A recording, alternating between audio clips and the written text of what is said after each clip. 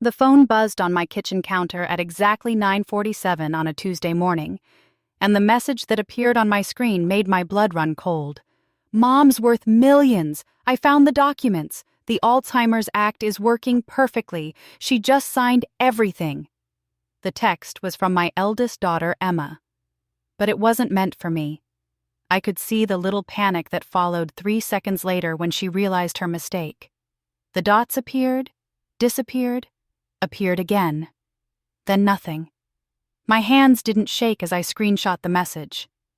My mind was perfectly clear as I saved it to 3 different cloud accounts. And my memory, which Emma believed was failing, recalled every single moment of the past 6 months with crystalline precision. Because here's what my daughter didn't know. I don't have Alzheimer's disease. I've been pretending. Before we continue, please tell us where you're watching from so we know how far our stories reach, and subscribe to the channel to help us grow. Let me take you back to where this all started. 6 months ago, I turned 70 years old. My husband Gerald passed away 3 years before that, leaving me alone in the house we'd built together in 1979. I raised 3 children in that house, fed them, clothed them, put them through college with money Gerald and I saved from his postal service salary and my 35 years as an elementary school teacher. We weren't rich, or so everyone thought. What my children didn't know was that back in 1998, my late husband's younger brother Jerome had come to us with an opportunity. He worked in Silicon Valley, some tech startup that needed investors. Gerald thought it was foolish, but I'd always been the one with the head for numbers, the one who balanced our books and made our money stretch. Something about what Jerome described made sense to me, so I took $5,000 from my own inheritance, money from my mother that Gerald didn't even know about, and I invested it. That company was one of the early pioneers in data compression technology. My $5,000 turned into $50,000 within 2 years, then $500,000, then more. I kept reinvesting, kept it quiet, kept it separate. By the time Gerald died, that original $5,000 had grown into something I could barely comprehend. But I never touched it. I lived on Gerald's pension and my teacher's retirement, just like I always had. The nest egg kept growing, managed by a firm in New York that Jerome had recommended before he passed away in 2003. $300 million. That's what I'm actually worth. And not a single soul knew except my attorney Geneva Pierce and the investment firm. But 6 months ago, things started changing with my children. It started small. Emma began visiting more often, which should have made me happy. She'd bring her husband Ryan, and they'd sit in my living room asking questions about my health, my memory, my finances. Did I remember to pay my bills? Was I taking my medications correctly? Had I thought about what would happen if I couldn't take care of myself? Then Darnell started calling every single day. My son, who used to call once a month, was suddenly so concerned about his mama. Was I eating properly? Did I need help with anything? Had I updated my will recently? Even Shanice, my baby girl who lived 3 hours away, started making weekend trips. She'd go through my medicine cabinet, reorganize my kitchen, ask me the same questions over and over. "What year is it, Mama? Who's the president? Do you remember what you had for breakfast?" I'm not a fool. I taught elementary school for 35 years. I know when I'm being tested, and I know when I'm being hunted. So I made a decision. I would give them what they were looking for. I would become the confused, declining old woman they wanted me to be. And I would watch exactly what they did with that power. I started small, forgetting names occasionally, asking what day it was, putting the milk in the pantry instead of the refrigerator when Emma was watching. It was remarkable how quickly their concern turned into something else, something that looked like excitement. Within 2 months, Emma was bringing me papers to sign. "Legal documents," she said. "Just to make sure everything was in order. Just to protect me." I played along, signing with a shaky hand, asking confused questions. But every single document, I photographed with my phone before signing, Every single conversation I recorded with the smart home devices my granddaughter Aaliyah had helped me install a year ago. Devices my children assumed I didn't know how to use properly. The documents Emma brought me weren't what she thought they were, because 3 months ago, I'd gone to Geneva Pierce, the sharpest attorney in our city, and I'd told her everything. We'd created a plan. Decoy documents showing a modest estate of $3 million, mostly in my house and a savings account. Papers that looked like power of attorney but were actually something very different. And we'd planted them exactly where Emma would find them when she came snooping through my home office. What Emma had found, what she'd photographed with such glee, were carefully crafted fakes. And what she'd gotten me to sign wasn't power of attorney giving her control of my assets. It was a notarized statement describing in detail every suspicious thing she'd done for the past 6 months. Every leading question. Every pressure tactic. Every time she'd tried to convince me I was losing my mind. Along with my legal permission for forensic accountants to audit her finances, her husband's finances, and anyone else involved in what Geneva called a clear pattern of elder exploitation. Emma didn't read what she had me sign. She just watched my shaky signature, smiled, and told me what a good mama I was. But that text message this morning changed everything, because it confirmed what I'd suspected but couldn't prove. Emma knew I was worth more than $3 million. She'd been searching for the real documents, and she referenced the Alzheimer's Act, which meant she'd figured out I was faking, or thought she had. I needed to know more. I needed to understand how deep this went. So I did what any 70-year-old woman with perfect clarity of mind would do. I called Emma back. "Baby?" I made my voice confused, trembling. "I got a strange message from you. Something about documents? I don't understand." "Oh, Mama." Emma's voice dripped with fake sweetness. "That wasn't for you. Just me texting the wrong person. You know how these phones are. Don't worry about it." "But it said I signed something. Did I sign something, Emma? I can't remember." There was a pause. I could almost hear her calculating. "Yes, Mama. Remember? Last week you signed those papers to make sure Darnell and Shanice and I can take care of things for you, because you've been so forgetful lately." "Oh," I let my voice crack. "I forget so much now. What did I sign?" "Just papers to protect you, Mama. To make sure we can help you. Now, I'm coming over this afternoon, okay? We need to talk about some things." After I hung up, I sat at my kitchen table for a long moment. Then I called Geneva Pierce. "She knows something's wrong," I told my attorney. "Or she thinks she does. She's coming over today." Geneva's voice was calm, professional. "Louise, we've prepared for this. The recordings are backed up. The documents are filed. If she makes any move today, we have everything we need. But I need to ask you something. Are you sure you want to keep going? This is your daughter. Once we activate this plan, there's no going back." I thought about my granddaughter Aaliyah, sweet 16-year-old Aaliyah, who'd told me 3 months ago that her mother Emma had asked her to spy on me, to report back everything I said and did. Aaliyah who'd cried in my arms and begged me to tell her what was happening.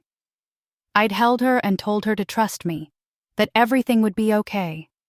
But the fear in her eyes told me that Emma had already started using her own daughter as a weapon. "I'm sure," I told Geneva.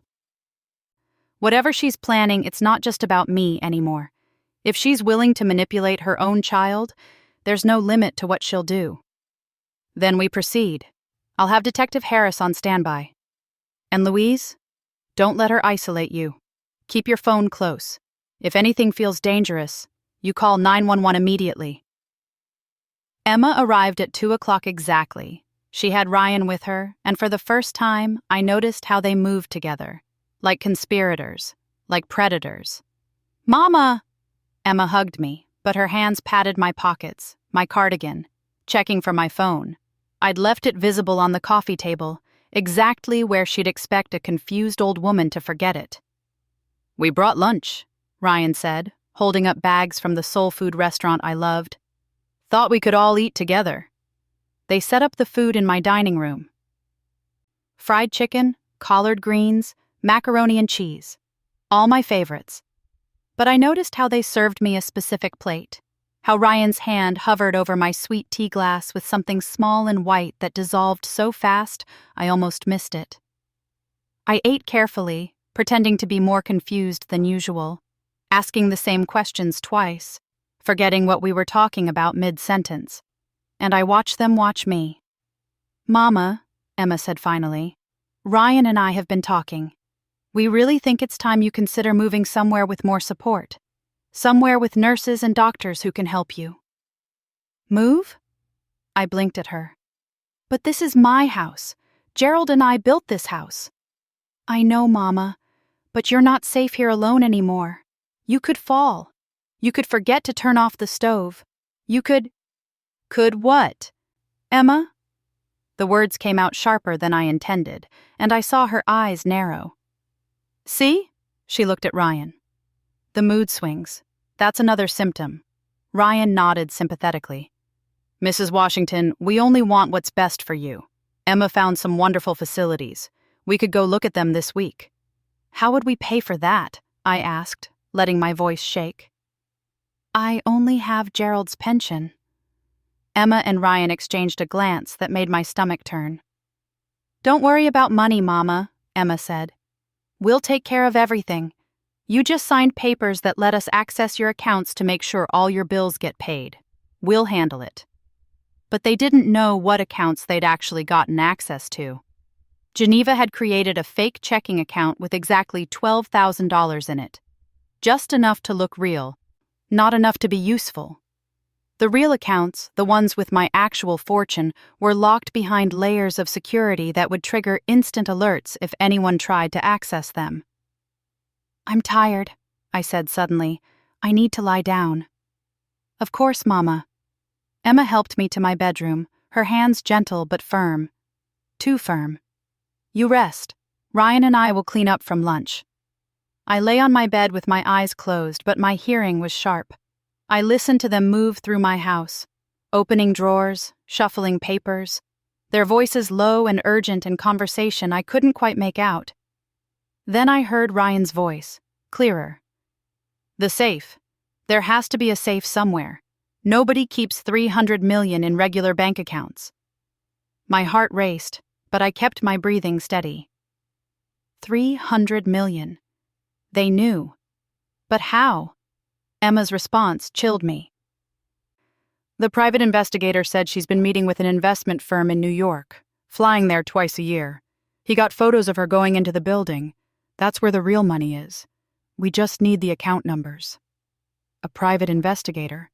They'd been following me, watching me. For how long? "What about the other thing?"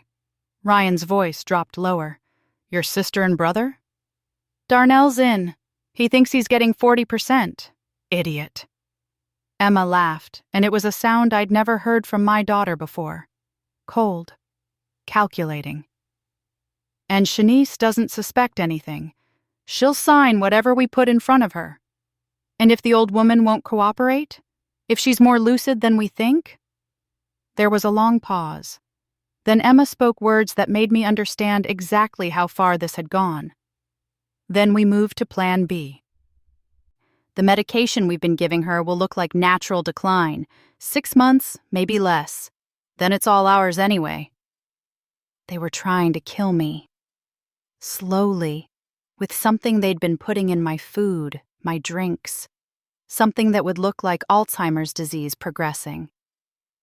I waited until I heard them leave, heard the front door close, and Ryan's car drive away. Then I got up, grabbed my real phone from its hiding place in my bathroom ceiling vent, and called Geneva Pierce. "They just threatened my life," I said without preamble. "And they've somehow found out about the real money. Geneva, they mentioned Darnell and Shanice. My other children are involved." There was silence on the other end, then Geneva's voice, tight with anger. "How much of that conversation did your smart home record?" "All of it.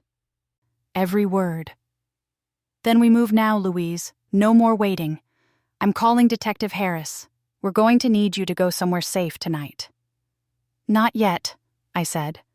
My mind was racing, pieces clicking together. Emma said something about a private investigator, and she mentioned the other thing about Darnell and Shanice. Geneva, I think this is bigger than just my children trying to steal from me. What do you mean? I mean, I think they've done this before.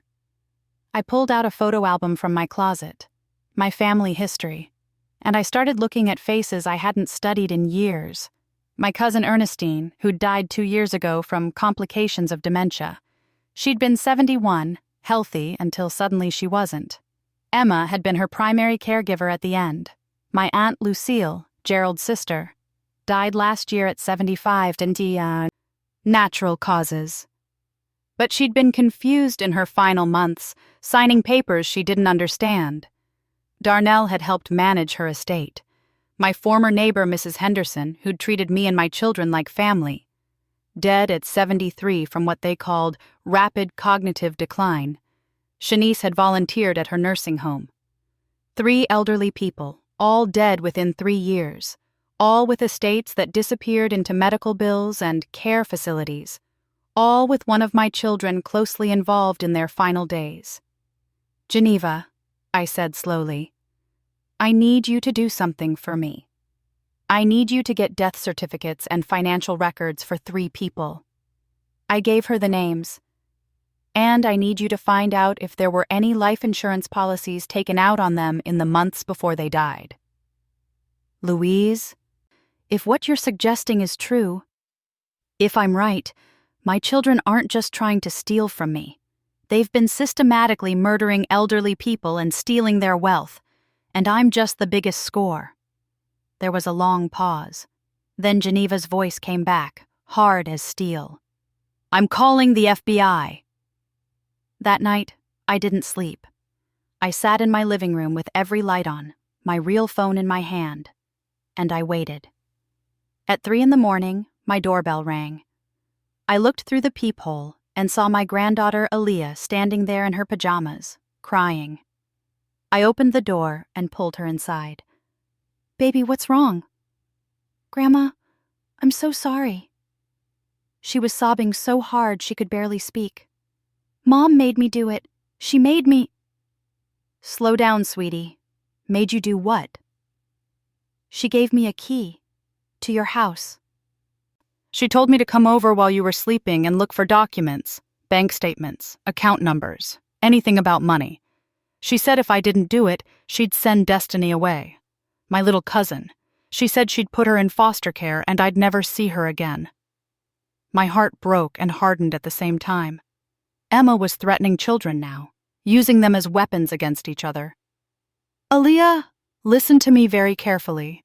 Your mother is not going to hurt Destiny, and you're not going to search for anything. You're going to stay here with me tonight, and tomorrow we're going to make sure you and all the other grandchildren are safe. Do you understand? She nodded, still crying. Grandma, are you really sick? Mom says you don't remember things, that you're going to die soon. I held my 16-year-old granddaughter close. Baby, I remember everything, and I'm not going anywhere, but I need you to be brave for me. Can you do that? Yes, ma'am. Good, because tomorrow, everything changes. At 7 o'clock the next morning, there was another knock on my door. This time it was Detective Yvonne Harris, 2 FBI agents, and Geneva Pierce. They came inside quickly, and Geneva laid out a folder on my dining room table. You were right, she said. All 3 of them. Ernestine, Lucille, and Mrs. Henderson. Each had life insurance policies taken out on them 6 months before they died. Different companies, different beneficiaries, but the pattern is clear, and we found the medication. She pulled out an evidence bag with pills inside. Aaliyah gave us these. Said her mother told her they were vitamins she was supposed to put in your food. They're not vitamins, Louise. They're a combination of sedatives and compounds that cause cognitive symptoms. Long-term use leads to organ failure that looks like natural aging. One of the FBI agents, a woman named Tamara Jenkins, spoke up. Mrs. Washington, we believe your children are part of a larger network. We've been investigating similar cases across 3 states. Elderly people with significant assets who die suddenly after periods of cognitive decline, with family members benefiting financially. We think Emma, Darnell, and Shanice are connected to at least 12 other deaths. I felt the room spin. 12 deaths. My children had killed 12 people. There's more, Detective Harris said gently. We executed search warrants on their homes this morning. We found documents linking them to a conspiracy that includes 2 attorneys, a doctor who falsifies medical records, and a network of caregivers who help isolate and drug the victims. Louise, your children didn't come up with this on their own. They were recruited into an organized elder fraud and murder ring. I couldn't speak. I couldn't breathe. These were my babies. The children I'd raised, fed, loved, and they'd become monsters. We need you to wear a wire, Agent Jenkins said. Emma's coming back this afternoon, according to the text messages we've intercepted. She's planning to take you to a care facility. It's actually a place where they keep victims isolated until the drugs do their work. If we can get her to admit what she's doing on tape, we can arrest everyone involved. But it has to be your choice, Mrs. Washington. We can protect you either way. I looked at Aaliyah, sleeping on my couch where exhaustion had finally claimed her. I thought about Isaiah and Destiny, the other grandchildren. I thought about how many other families had lost their elders to this evil. Wire me up, I said. Let's finish this. They spent the next 2 hours preparing me. A tiny microphone hidden in my cardigan, FBI agents positioned around my neighborhood, a panic button disguised as a medical alert pendant. Geneva stayed with me, her hand steady on mine. You don't have to do this, she said one more time. Yes, I do, I told her. Because if I don't stop them, they'll just find another grandmother, another old woman they think is weak and helpless. And I'm tired of being underestimated. At 2:00, right on schedule, Emma arrived. She had Ryan with her, and this time she had Darnell and Shanice too. All 3 of my children together. All 3 of them smiling at me like I was already dead. Mama, Emma said, her voice honey-sweet and poisonous. We've made a decision. It's time. We found you the perfect place. They have a room ready right now. We can take you today. Today? I let my voice quaver. But I'm not ready. I haven't packed. We'll pack for you, Mama, Darnell said. His eyes were cold. You don't need much where you're going. Shanice sat next to me, took my hand. Her touch made my skin crawl. It's for the best, Mama. You'll be so much happier. No more confusion. No more worry. Will you come visit me? I asked, playing the part. All of you? Of course, Emma lied smoothly. Every single day. And my money? My house? We'll take care of everything, Ryan assured me. You don't have to worry about any of that anymore. I looked at the 3 faces of my children. The children I'd sacrificed everything for. And I saw nothing but greed and calculation staring back at me. Before we go, I said slowly, I just want to know one thing. Did you ever love me? Any of you? Or was I always just a bank account to you? Emma's mask slipped for just a second. Mama, don't be... Because I know what you've been doing, I continued, my voice getting stronger. I know about the drugs. I know about the private investigator. I know about Ernestine and Lucille and Mrs. Henderson. I know everything. The room went silent. Then Darnell laughed. You don't know anything, old woman. You can barely remember your own name. Is that what you think? I stood up, and my voice was clear as a bell. Let me tell you what I know. I know you've been poisoning me for 6 months, trying to make me look like I have dementia so you can steal my assets. I know you found the decoy documents I planted through my attorney. I know you think I'm worth $3 million when I'm actually worth $300 million. I know you're part of a murder ring that's killed at least 12 elderly people across 3 states. and I know that every single word you've said in this house for the past 6 months has been recorded."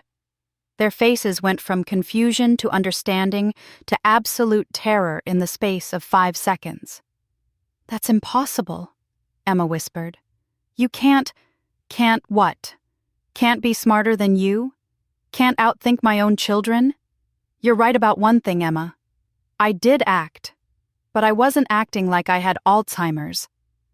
I was acting like I was the stupid, helpless old woman you wanted me to be. The one you could manipulate and murder and steal from. The one who would just roll over and die so you could take everything I worked my entire life to build." Ryan lunged for me, but he didn't get 2 steps before FBI agents burst through my front door, my back door, my kitchen door. In seconds, my living room was filled with law enforcement, and my 3 children and Ryan were face down on my floor being handcuffed. Agent Jenkins read them their rights as Emma screamed, "You set us up! You crazy old bitch, you set us up!" "No, baby," I said, looking down at my eldest daughter. "I gave you every chance to be who I raised you to be. Every single day, I waited for one of you to stop, to say this was wrong, to remember that I'm your mother, not a mark. You set yourselves up." They took them away, all of them. And as the house emptied, as Geneva came and wrapped me in her arms, as Aaliyah woke up and saw what had happened, I finally let myself cry. Because I'd won. But I'd lost everything that mattered. Or so I thought. Because what I didn't know yet was that this was just the beginning. The arrests were just the first domino. And when the full scope of what my children had been involved in came to light, when all the secrets spilled out, when I discovered exactly how deep this conspiracy went and how many lives were destroyed, that's when the real fight would begin. The interrogation rooms at the FBI field office were nothing like what you see on television. They were small, cold, and smelled like industrial cleaner and fear. I sat in one with Agent Jenkins and Detective Harris, watching through a one-way mirror as they questioned Emma in the room next door. My daughter looked smaller somehow, diminished. Her expensive silk blouse was wrinkled, her makeup smeared from crying. But when the agents asked her questions, her eyes went flat and calculating. She wasn't broken. She was strategizing. "Mrs. Washington," Agent Jenkins said gently, "you don't have to watch this." "Yes, I do," I told her. "I need to see it. All of it." In the room, Emma was talking. "My mother is mentally incompetent. She's been diagnosed with Alzheimer's disease by Dr. Raymond Fuller. Everything we did was to protect her assets from predatory scams. We were trying to help her." The FBI agent questioning her, a man named Douglas Chen, didn't even blink. "Dr. Fuller is currently being arrested at his practice in Virginia. We have evidence he's falsified medical records for 37 elderly patients over the past 5 years. Would you like to revise your statement?" Emma's face went white, but she recovered quickly. "I want a lawyer." "Smart choice," Agent Jenkins murmured beside me. "Because we have her on 17 different felonies, and that's just from the recordings in your house. Once we connect her to the other deaths, we're looking at multiple counts of conspiracy to commit murder." "How many?" I asked. "How many people did they kill?" Agent Jenkins pulled out a thick folder. "We've confirmed 12 deaths across Georgia, South Carolina, and North Carolina. But we're investigating 23 more suspicious cases, all elderly, all with significant assets, all with family members who benefited financially, and all connected to the same network of corrupt professionals." She opened the folder and I saw faces, names, lives reduced to case files. Ernestine Williams, 71, died 2 years ago. Estate value, $1.2 million. Primary beneficiary, Emma Washington and Darnell Washington. Lucille Montgomery, 75, died last year. Estate value, $800,000. Primary beneficiary, Darnell Washington. The list went on, and with each name, I felt my heart break a little more. "How long has this been happening?" I whispered.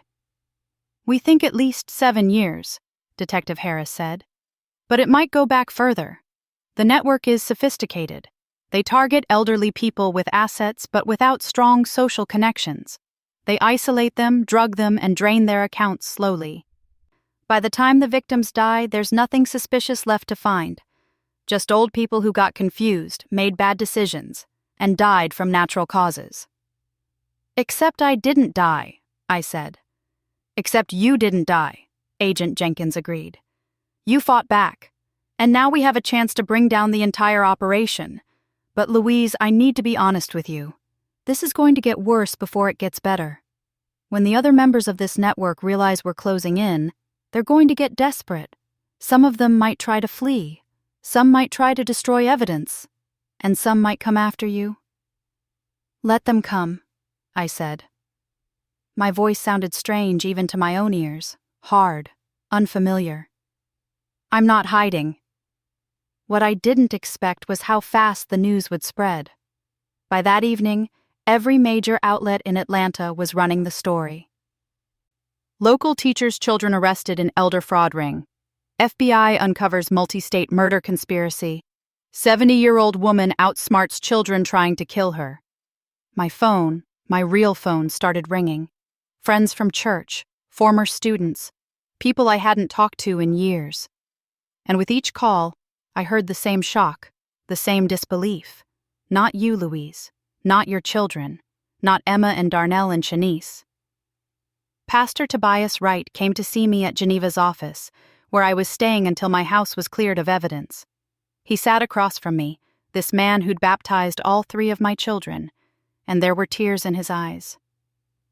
"Sister Louise," he said, "the church is praying for you, for all of you. But I have to ask, did you see any signs? Anything that made you suspect?" I thought about that question.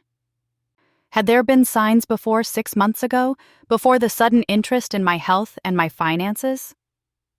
"Emma stopped calling me Mama," I said slowly. "About a year ago. She started calling me Mother instead. Formal, distant. At the time, I thought she was just growing up, becoming more sophisticated. But looking back, I think that's when she stopped seeing me as her mother and started seeing me as a target." Pastor Wright shook his head. "I've known Emma since she was 5 years old. She sang in the children's choir. She volunteered at Vacation Bible School. How does a child like that become—" He couldn't finish the sentence. "I don't know," I admitted, "but I'm going to find out." The preliminary hearing was set for 3 days later. Geneva explained that the prosecution wanted to establish that there was enough evidence to hold Emma, Darnell, Shanice, and Ryan without bail. Given the severity of the charges and the flight risk, she expected the judge to agree. What she didn't expect was for the courtroom to be packed. I arrived with Geneva at 8:30 in the morning, and there were people lined up outside the courthouse. News cameras, reporters shouting questions. And in the crowd, I saw faces I recognized. Members of my church, former colleagues from the elementary school, neighbors. They weren't there to watch a spectacle. They were there to support me. Cordelia Johnson, my neighbor for 42 years, pushed through the crowd and grabbed my hands. "Louise Washington, you hold your head up high, you hear me? Those children forgot who raised them. But we remember. We all remember." Inside the courtroom, I sat in the front row behind the prosecutor's table. Geneva sat beside me, her hand steady on my arm. And when they brought my children in, shackled and wearing orange jumpsuits, I made myself look at them. Emma's eyes found mine immediately, and the hatred I saw there was pure and absolute. She mouthed something at me that I couldn't quite make out, but the venom was clear. Darnell wouldn't look at me at all. He stared at his feet, his shoulders hunched. Shanice was crying. Loud, theatrical sobs that the judge immediately shut down with a sharp order for silence. The prosecutor, a woman named Victoria Chen, stood and addressed the court. "Your Honor, the state is charging Emma Washington, Darnell Washington, Shanice Harris, and Ryan Mitchell with conspiracy to commit murder, attempted murder, elder abuse, financial exploitation, identity theft, insurance fraud, and racketeering." We have extensive evidence, including recordings, financial documents, and testimony linking these defendants to a sophisticated criminal enterprise that has operated across 3 states for at least 7 years. We are also charging them in connection with 12 confirmed deaths and 23 suspicious deaths of elderly individuals. The courtroom erupted in gasps and murmurs. The judge, Franklin Moore, banged his gavel. "Order! I will have order in this courtroom." Emma's attorney, a slick-looking man named Preston Vale, stood immediately. "Your Honor, these charges are outrageous and based entirely on the testimony of an elderly woman who has been diagnosed with Alzheimer's disease. My client and her siblings were trying to protect their mother from herself. This is a family matter that has been criminalized by overzealous federal agents looking to make headlines." "Your Honor," Victoria Chen responded coolly, "Louise Washington does not have Alzheimer's disease. She has never been diagnosed with Alzheimer's disease by any legitimate medical professional. Dr. Raymond Fuller, who the defense claims made this diagnosis, has been arrested for falsifying medical records. Furthermore, Mrs. Washington's cognitive abilities have been tested extensively over the past 72 hours by 3 independent neurologists. All 3 concluded she has no cognitive impairment whatsoever. She is, in fact, sharper than most people half her age." Preston Vale's face went red. "That's impossible." "My client has documented—" "Your client has documented lies," Victoria cut him off. "Lies that she used to justify drugging her own mother with sedatives and compounds designed to mimic dementia symptoms. We have the pills. We have the toxicology reports. We have recordings of your client admitting to everything." The judge held up his hand. "I've reviewed the evidence package the state submitted. I'm prepared to rule on bail." This was it. The moment that would determine if my children walked free or stayed locked up until trial. Given the severity of the charges, the strength of the evidence, and the significant flight risk posed by defendants who have demonstrated a pattern of manipulating legal and financial systems, bail is denied. The defendants will remain in custody pending trial." Emma screamed. Actually screamed. A sound of pure rage that echoed through the courtroom. "You can't do this! That woman is crazy! She's lying! She—" "Remove her!" Judge Moore ordered, and bailiffs moved in quickly. As they dragged Emma out, still screaming, she turned and looked at me one last time. "I'll make you pay for this, you old bitch! You'll regret this! I'll make sure—" Then she was gone. And I sat there, shaking, while Geneva held my hand and whispered that it was over, it was okay, I was safe. But it wasn't over. Not even close. Because 2 days later, they found the body. Agent Jenkins called me at 7 in the morning. "Louise, we need you to come to the field office. Now." I dressed quickly, my hands fumbling with buttons. Geneva picked me up 20 minutes later and we drove in silence. The tension in the car was suffocating. At the FBI office, Agent Jenkins led us to a conference room where photographs were spread across the table. Crime scene photos. I recognized the location immediately. My cousin Ernestine's old house. "We got a warrant to search properties connected to the defendants," Agent Jenkins explained. "This house was purchased by Emma Washington 3 years ago, 6 months after your cousin Ernestine died. It's been vacant since then, or so we thought." She pointed to one of the photos. "We found a hidden room in the basement, and in that room we found evidence of at least 5 other victims. People who were kept there, drugged there, and died there. We also found a body, Louise. A woman who's been dead for approximately 3 weeks." I felt the room spin. Who? Her name was Dorothy Chen. She was 77 years old, a widow with no children. Her death was reported as natural causes 3 weeks ago by a caregiver service that we now know is part of the network. But she didn't die naturally, Louise. She was murdered. And we found her medications in that basement room, along with your medications, the ones they were planning to use on you. Geneva spoke up. "Are you saying Louise was going to be taken to that house?" The care facility Emma was planning to take her to doesn't exist, Agent Jenkins confirmed. The address she gave was fake. We believe she was actually planning to take Louise to this house, keep her in that basement room, and let me die there, I finished. My voice sounded hollow. Just like Dorothy Chen. We found journals, Agent Jenkins continued. Emma kept detailed records of everything. Every victim, every method, every dollar stolen. She documented it all, probably thinking she was too smart to ever get caught. Louise, your daughter and her siblings have killed at least 17 people that we can now prove, and there are dozens more we're still investigating. I couldn't process it. 17 people, 17 human beings with families, with lives, with dreams. All dead because my children decided they were worth more dead than alive.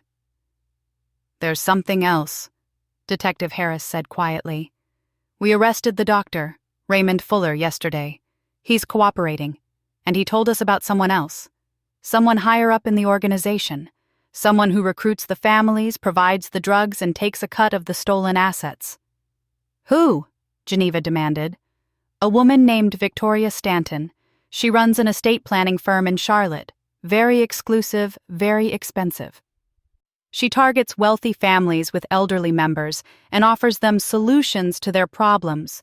She introduced Emma to this network 7 years ago when Emma went to her for estate planning advice regarding you. 7 years. Emma had been planning this for 7 years. We're going to arrest Victoria Stanton today, Agent Jenkins said.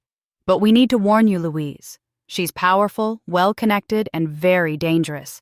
She has attorneys on retainer, judges in her pocket, and contacts across multiple states. When she finds out we're coming for her, she's going to fight back, and she might come after you to prevent you from testifying. Then protect me, I said. Put me in witness protection if you have to. But I'm testifying, against all of them. I'm going to stand in that courtroom, and I'm going to tell the world exactly what my children did. And I'm going to make sure every single person involved in this nightmare goes to prison for the rest of their lives. That afternoon, I went to church. Not for a service, but for the emergency meeting Pastor Wright had called. When I walked into the fellowship hall, I found over 200 people there. Members of my congregation, neighbors, friends, people who'd known me for decades. Pastor Wright saw me and immediately came over. Sister Louise, the church family has something to tell you. Beatrice Thomas stood up. She was 82 years old, sharp as a tack, and had been a friend of mine for 40 years. Louise, we've all been talking. What happened to you could have happened to any of us.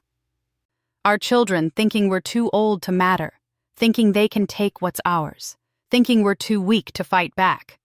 Well, we're not weak, and we're not going to let this stand.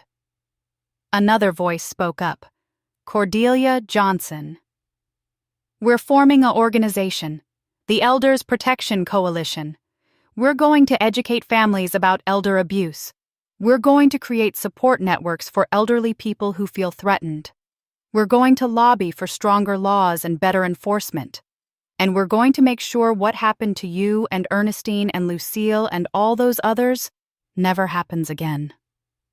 We're also starting a legal fund, another member added, to help elderly people who are being exploited fight back, to pay for attorneys and forensic accountants and whatever else they need. I stood there, overwhelmed. These people, this community, they weren't just supporting me. They were turning my nightmare into a movement. And Louise, Pastor Wright said, his voice thick with emotion, we want you to lead it. We want you to be the face of this organization, to tell your story, to help others. Will you do that? I thought about Dorothy Chen, alone in that basement room, dying while Emma counted her money. I thought about Ernestine and Lucille and all the others. I thought about how close I'd come to being just another victim, another statistic, another old woman who died and was forgotten. Yes, I said. I'll do it. The applause was deafening, and for the first time in weeks, I felt something other than grief and rage. I felt purpose. But that feeling lasted exactly 4 hours. Because at 9 o'clock that night, while I was staying at Geneva's house, my phone rang. It was Agent Jenkins, and her voice was tight with controlled fury. "Louise, Victoria Stanton is gone. We got to her office and she'd cleared out. Took her files, her computers, everything. We have APBs out across 5 states, but she had at least 6 hours head start. And Louise, she had your address, your real address. She knew where you were staying." My blood ran cold. "How?" "We think there's a leak. Someone in law enforcement or the prosecutor's office. Someone who tipped her off. We're investigating, but in the meantime, we need to move you. Now, tonight." Geneva was already grabbing my coat, throwing things in a bag. We were out the door in 5 minutes, FBI agents surrounding us, escorting us to a safe house on the outskirts of Atlanta. As we drove through the dark streets, I looked out the window at the city I'd lived in for 70 years, the city where I'd raised my children, built my life, thought I was safe. And I wondered if I'd ever feel safe again. We arrived at the safe house, a nondescript ranch home in a quiet subdivision, at 10:30. FBI agents swept it first, then ushered us inside. Geneva and I were shown to separate bedrooms, given burner phones, told not to contact anyone. I lay in bed that night, staring at the ceiling, listening to the agents moving around outside my door.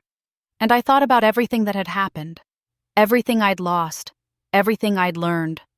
My children were monsters, but they'd been turned into monsters by a system that told them elderly people were disposable, by a society that valued youth over experience, by a world that looked at a 70-year-old woman and saw a victim waiting to happen. I fell asleep thinking about how I was going to change that world.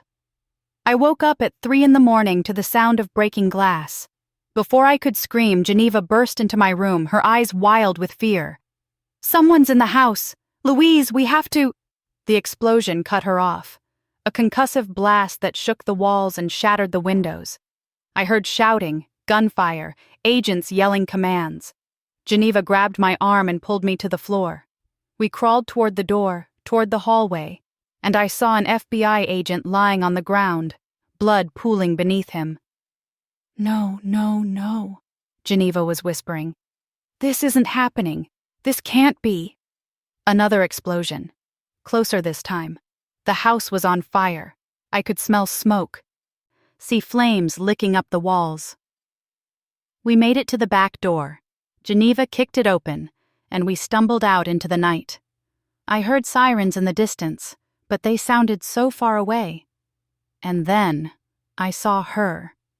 Victoria Stanton, standing in the shadows of the backyard, a gun in her hand.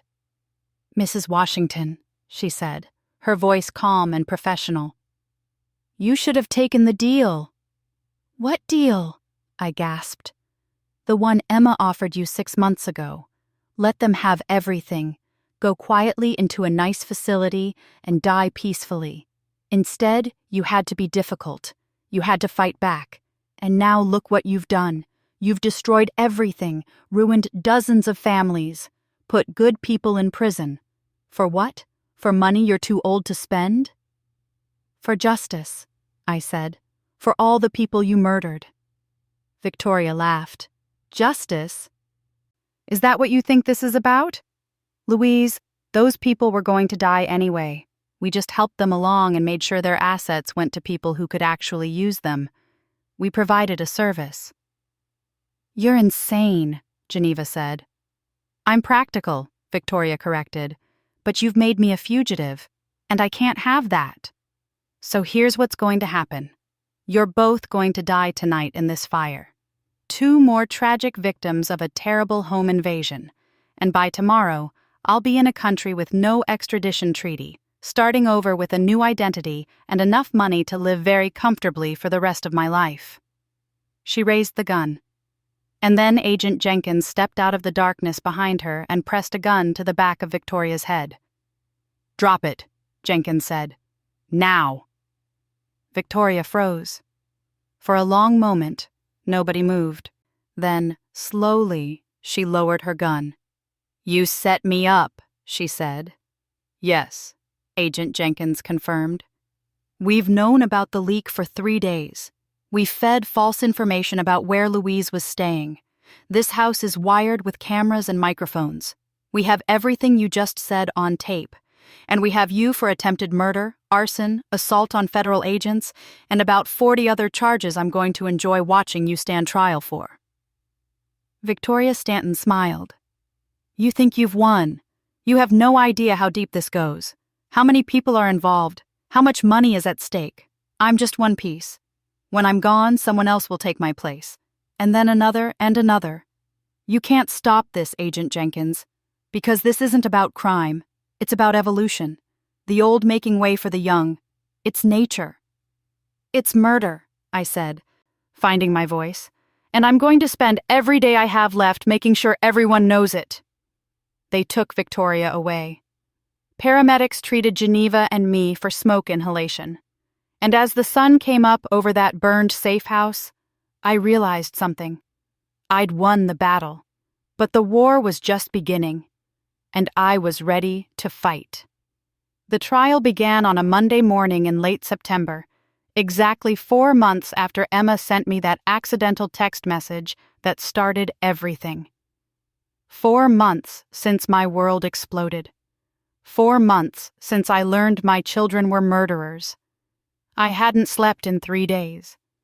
Every time I closed my eyes, I saw Victoria Stanton standing in that burning safe house, gun raised, ready to kill me. I saw the FBI agent who died protecting me. I saw Dorothy Chen's crime scene photos. I saw my daughter's face, twisted with hatred, screaming that she'd make me pay. Geneva found me at 5 a.m, sitting in the kitchen of the new safe house, staring at nothing. "Louise," she said gently, "you don't have to testify today. We can ask for a delay. The judge would understand." "No," I said. My voice sounded like sandpaper. "We do this today. We finish this." The federal courthouse in downtown Atlanta was surrounded by news vans and protesters. Not protesters against me, though. Protesters supporting me. The Elders Protection Coalition that had formed at my church had grown into something massive. Hundreds of people, mostly elderly, carrying signs that read, "Justice for Louise," and "Protect our elders," and "We will not be silent." Cordelia Johnson was at the front of the crowd. When she saw me, she started a chant, "Louise, Louise, Louise!" Within seconds, hundreds of voices joined her. My name echoed off the courthouse walls. I stopped and turned to face them. These people who'd shown up for me. These strangers who'd become my army. "Thank you," I called out, my voice breaking. "Thank you for believing me. Thank you for standing with me. Today we get justice, not just for me, but for every elder who's been victimized, exploited, and silenced. Today, we show the world that we matter." The crowd erupted in cheers, and I walked into that courthouse with my head held high. The courtroom was packed beyond capacity. Judge Franklin Moore had to call for additional security to manage the overflow. I took my seat in the witness section, Geneva beside me, and watched as they brought in the defendants. Emma, Darnell, Shanice, and Ryan were led in first, shackled and wearing prison uniforms. Behind them came Dr. Raymond Fuller, the corrupt physician. Then 2 attorneys who'd helped falsify documents. Then 4 caregivers who'd administered the drugs. And finally, Victoria Stanton, looking smaller somehow in her orange jumpsuit, her expensive haircut grown out and gray at the roots. 12 defendants total. 12 people who'd built their lives on the corpses of elderly victims. The lead prosecutor, Victoria Chen, stood to give her opening statement. "Your Honor, ladies and gentlemen of the jury, this case is about the systematic murder and exploitation of elderly Americans by their own family members and the professionals who enabled them. Over the next several weeks, we will prove that these defendants conspired to murder at least 17 people and attempted to murder Louise Washington. We will show you evidence of a criminal enterprise that spanned 3 states and generated over $40 million in stolen assets. and we will demonstrate that this conspiracy required planning, coordination, and a level of cruelty that is almost incomprehensible." She turned and looked directly at Emma. Emma Washington is not a devoted daughter who made mistakes while trying to help her mother. She is a cold-blooded killer who spent 7 years perfecting the art of murdering elderly people for profit, and the evidence will prove it beyond any reasonable doubt. Emma's attorney, Preston Vale, stood for the defense. "Ladies and gentlemen, my client loved her mother. Everything she did was out of genuine concern for a woman who was experiencing cognitive decline. The prosecution will try to paint Emma Washington as a monster, but the truth is much simpler. This is a family tragedy, not a criminal conspiracy. Louise Washington is a confused, elderly woman who has created an elaborate fantasy to explain away her own mental deterioration, and the state, desperate to justify an overzealous investigation, has turned that fantasy into a prosecution." I felt Geneva's hand tighten on mine, but I didn't react. I just waited, because I knew what was coming. The prosecution called their first witness. Agent Tamara Jenkins took the stand and methodically laid out the investigation. The recordings from my home, the financial records, the toxicology reports showing the drugs in my system, the evidence from Ernestine's house, from the hidden basement room, from Dorothy Chen's body. It took 3 hours. When she was finished, the jury looked sick. Then they called Dr. Raymond Fuller to the stand.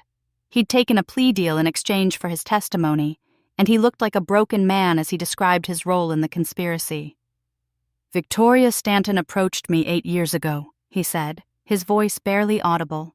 "She offered me $50,000 for every elderly patient I diagnosed with dementia or Alzheimer's. All I had to do was falsify medical records to support the diagnosis.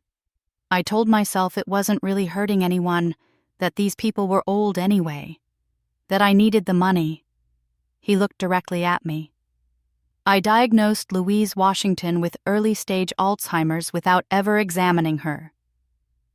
Emma brought me her mother's information, and I created a complete medical history documenting cognitive decline that never happened. I am so sorry."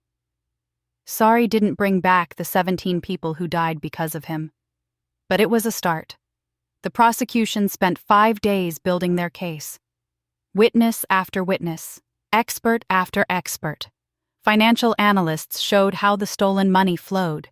Forensic specialists testified about the drugs.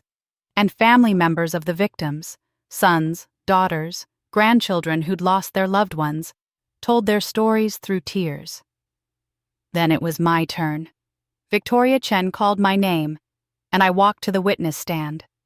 I placed my hand on the Bible and swore to tell the truth. And then I looked out at that courtroom, at the jury, at my children sitting at the defense table, and I began. "My name is Louise Marie Washington. I am 70 years old. I was born in 1955 in Atlanta, Georgia. I am a retired elementary school teacher. I was married to Gerald Washington for 47 years before he passed away, and I am the mother of 3 children who tried to murder me for my money." For the next 6 hours, I told them everything. About the past 6 months, about pretending to have Alzheimer's while my children drugged me, about the decoy documents and the recordings, about finding out my children had killed before, about the text message that started it all. Preston Vale tried to rattle me during cross-examination. "Mrs. Washington, isn't it true that you've been experiencing memory problems for over a year?" "No, sir, it is not." "Isn't it true that your children were simply trying to protect you from yourself?" "No, sir. My children were trying to kill me and steal $300 million. $300 million? That's quite a claim from a retired teacher. How did you supposedly accumulate such wealth?" "By investing wisely in technology companies in the late 1990s. My brother-in-law worked in Silicon Valley and gave me an opportunity. I took it, and it paid off handsomely." "And you expect this jury to believe you've been hiding $300 million for over 20 years? I expect this jury to look at the financial documents that have been entered into evidence. My investment firm in New York has provided complete records. Every transaction is documented. Every dollar is accounted for. And not one penny of it has been spent because I was saving it for my grandchildren, for their college funds, for their futures. But my children couldn't wait. They wanted it now, even if it meant killing me to get it. Preston Vale tried a different approach. Mrs. Washington, you staged this entire scenario, didn't you? You planted false documents. You recorded your own children without their knowledge. You manipulated them into incriminating themselves. That's entrapment. No, sir, I said calmly. I defended myself. When I realized my children were trying to exploit me, I took steps to protect myself and gather evidence. That's not entrapment. That's survival. But you lied to your own children. You pretended to have Alzheimer's disease. I matched my behavior to their expectations. They wanted me to be confused and helpless. So I acted confused and helpless while documenting their crimes. If they hadn't been trying to drug me and steal from me, my acting wouldn't have mattered at all. He tried for another hour, but he couldn't shake me. Every question he asked, I answered clearly and directly. And when I stepped down from that witness stand, I saw something in the jury's faces that gave me hope. They believed me. The defense tried to present their case. They called character witnesses who testified about what good people Emma and Darnell and Shanice had been. They called Emma's daughter Aaliyah to the stand, but she refused to testify against me. She looked at her mother and said, "I love you, Mom, but what you did was wrong. Grandma doesn't have Alzheimer's. She never did. And I won't lie for you." Emma screamed at her own daughter, called her a traitor, a fool. Judge Moore had her removed from the courtroom. After 2 weeks of testimony, both sides rested. Closing arguments began on a Friday afternoon. Victoria Chen stood before the jury one last time. "Ladies and gentlemen, the evidence in this case is overwhelming. These defendants murdered 17 people and attempted to murder Louise Washington. They drugged elderly victims, stole their money, and let them die. They showed no mercy, no compassion, no humanity. And now they ask you for mercy? They ask you to believe they were simply misguided family members trying to help? The evidence says otherwise. The recordings say otherwise. The 17 bodies say otherwise.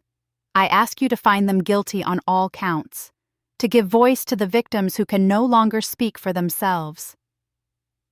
To tell Louise Washington that her courage in fighting back was not in vain. Preston Vale tried to save his clients. Ladies and gentlemen, this case is built on the testimony of a confused elderly woman and circumstantial evidence. Yes, mistakes were made. Yes, there were poor decisions. But murder? Conspiracy? The state has not proven its case beyond reasonable doubt. These are families who made errors in judgment, not cold-blooded killers. I ask you to consider reasonable doubt and to remember that these defendants are human beings with families who love them. The jury deliberated for 6 hours. When they came back, the foreman stood and delivered the verdict. We, the jury, find the defendant Emma Washington guilty on all counts. We, the jury, find the defendant Darnell Washington guilty on all counts. We, the jury, find the defendant Shanice Harris guilty on all counts. We, the jury, find the defendant Ryan Mitchell guilty on all counts. One by one, all 12 defendants were convicted. Emma collapsed in her chair. Darnell sobbed. Shanice screamed that it wasn't fair. Victoria Stanton just smiled, like she'd expected nothing less. Judge Moore set sentencing for 2 weeks later. As the bailiffs led my children out of the courtroom, Emma turned and looked at me one last time. "I hate you," she mouthed. "I will always hate you." "I know," I said quietly, "but I will always love you. And that's the difference between us." Outside the courthouse, the crowd had grown to over 1,000 people. When they saw me, the cheering was deafening. Cordelia hugged me so hard I couldn't breathe. Pastor Wright blessed me. Beatrice Thomas cried on my shoulder. "You did it, Louise. Geneva said. "It's over." But it wasn't over. Not quite. Sentencing day came and Judge Moore was merciless. Emma received life in prison without possibility of parole for 17 counts of first-degree murder. Darnell received the same. Shanice, who the prosecutors determined had played a smaller role, received 40 years. Ryan got 35 years. Dr. Fuller got 20 years, despite his cooperation. The attorneys got 15 years each. The caregivers got 10 to 15 years. And Victoria Stanton, the architect of it all, received 17 consecutive life sentences. She would die in prison, and she would die alone. "Before I conclude this sentencing," Judge Moore said, "I want to address Mrs. Louise Washington directly. Ma'am, would you please stand?" I stood, my legs shaking. "Mrs. Washington, in my 32 years on the bench, I have never seen courage like yours. You faced down your own children. You outsmarted a sophisticated criminal enterprise. You survived an assassination attempt, and you did it all with grace, dignity, and an unwavering commitment to justice. On behalf of this court and the 17 victims who cannot thank you themselves, I want to say that you are a hero, and I hope you spend the rest of your life knowing that you saved countless others from suffering the same fate." The courtroom erupted in applause, and I stood there, tears streaming down my face, finally allowing myself to feel it all. 3 months later, I stood in a new building in downtown Atlanta, the Louise Washington Center for Elder Protection and Advocacy. We'd purchased it with money from my investment accounts, and we'd filled it with attorneys, social workers, counselors, and advocates all dedicated to one purpose: protecting elderly people from exploitation. The grand opening was attended by over 2,000 people, survivors of elder abuse, family members who'd lost loved ones, advocates from across the country, and my grandchildren, Aaliyah, Isaiah, and Destiny, who'd been through hell but were healing. Aaliyah spoke at the ceremony. "My grandmother taught me that being strong doesn't mean you're never afraid. It means you do the right thing even when you're terrified. She fought back against her own children to protect not just herself, but everyone who came after her. And now, because of her courage, this center will help thousands of people every year. I'm proud to be her granddaughter, and I'm proud to work here as a volunteer, helping other young people understand that elder abuse is never okay." The center opened with 50 cases already on the books. Elderly people from across Georgia who needed help fighting back against exploitative family members, predatory caregivers, and corrupt professionals. We provided free legal services, forensic accounting, and support groups. We lobbied for stronger laws and better enforcement.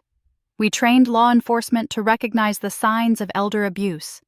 And we told my story, over and over again, to anyone who would listen. 6 months after the trial, I received a letter from Emma. It was the first time she'd contacted me since being sentenced. "Dear Mother," it began, "I have spent 6 months in prison trying to understand how I became the person I became. How I went from the little girl you raised in that church choir to someone who could plan your murder. The prison psychologist says I have antisocial personality disorder. That I lack empathy. That I've always lacked it, but I learned to hide it well. She says people like me are drawn to positions of power and control, and that's why I targeted the elderly. Because you were the ultimate power and control challenge, the woman who gave me life. If I could destroy you and take everything you had, I could prove I was stronger than anything. Even love, even family. I don't know if that's true. I don't know if it's an excuse or an explanation. What I do know is that I'm sorry, not sorry I got caught, sorry that I failed, sorry that you were smarter than me, sorry that you won. But I'm not sorry for trying, because in those moments when I thought I had beaten you, when I thought I had taken everything from you, I felt powerful, and I liked it. I don't expect you to forgive me. I don't expect you to love me. I just wanted you to know that I understand now why you did what you did. You fought back because you're a survivor, and I attacked because I'm a predator. That's who we are. That's who we've always been. You just hid it better than I did. Your daughter, Emma. I read that letter 3 times. Then I put it in a file with all the other evidence from the case. And I never responded. Because Emma was wrong about one thing. I wasn't a survivor because I fought back. I was a survivor because I never stopped loving my children, even when they stopped being human, even when they became monsters, even when they tried to kill me. That love didn't make me weak.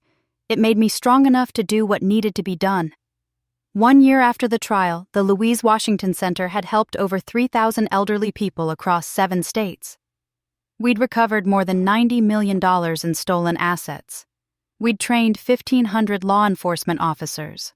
We'd lobbied successfully for 5 new state laws strengthening elder abuse protections. And we'd started a scholarship fund for the grandchildren of elder abuse victims. Aaliyah was the first recipient. She was studying social work at Spelman College, determined to continue the work her grandmother had started. On the anniversary of the day Emma sent me that accidental text message, I went back to my church, the same church where I'd sung in the choir as a girl, where Gerald and I had been married, where I'd baptized my children and watched them grow. Pastor Wright invited me to speak to the congregation. I stood at that pulpit, looked out at the faces of people who'd known me my whole life, and I spoke the truth. A year ago, I learned that the children I raised, the babies I nursed and loved and sacrificed everything for, were trying to kill me. That discovery almost destroyed me, not because I was afraid of dying, but because I was afraid of living in a world where my own children could look at me and see nothing but a bank account to drain. For a long time, I was angry, bitter, broken.